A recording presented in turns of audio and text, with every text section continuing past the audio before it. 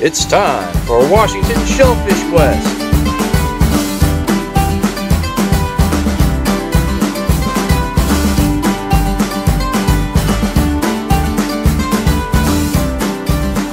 This episode's target species, butter clams.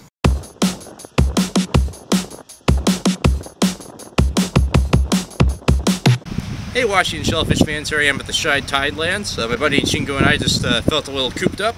It's early spring, and so we're out here just to get some clams. Today specifically we'll be targeting butter clams. This was our first time at the Shine Tidelands. Very, very clammy area. Tons of shows. I've never really figured out how to distinguish a butter clam show from really other clams. If the show's too small, you might just get some kind of inedible to humans bent nose clam. And if it's too big, you'll get a horsey. And we did end up digging a lot of horse clams.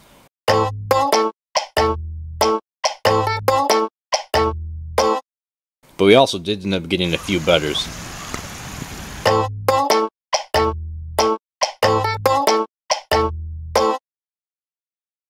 Alright, well I've never done this before, but since it was such kind of a short episode with not much scenery or anything, I'm going to do a catch and cook. So I'm back here in my kitchen, got butter clams and horse clams I'm cleaning. Here's a better illustration maybe than what I was doing in the field of the difference between a butter and a horse. Alright, so this method of cooking that I'm going to try, an old buddy of mine, Wayne Clifford, has verbally told it to me. I have never tried it, so if I butcher this method, my apologies, Wayne. For this recipe it's very simple. You'll just need a butter clam or clams, your favorite seafood fry, this is just some store-bought stuff, and some hot oil. And I usually like to put a clove of garlic in all my hot oil just because I like garlic.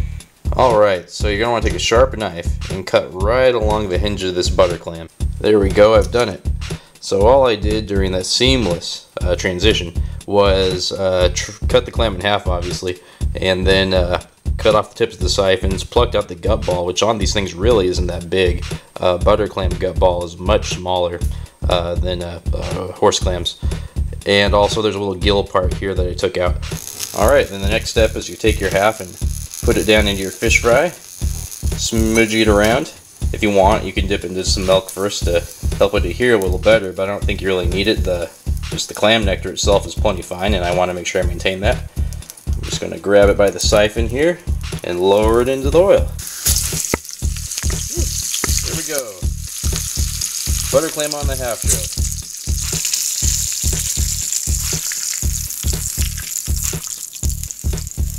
Whoa.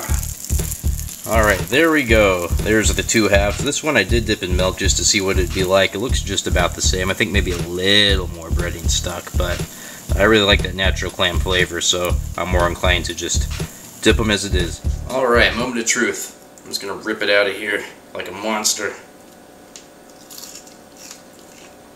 Oh! That was truly awesome. I'll say that... So if you like razor clams, I'd say that's probably like one notch below. And for some taste, maybe even a little more. I can see why they're called butter clams. They do have a kind of buttery, soft texture to them. Ooh, but that was delicious. That is great.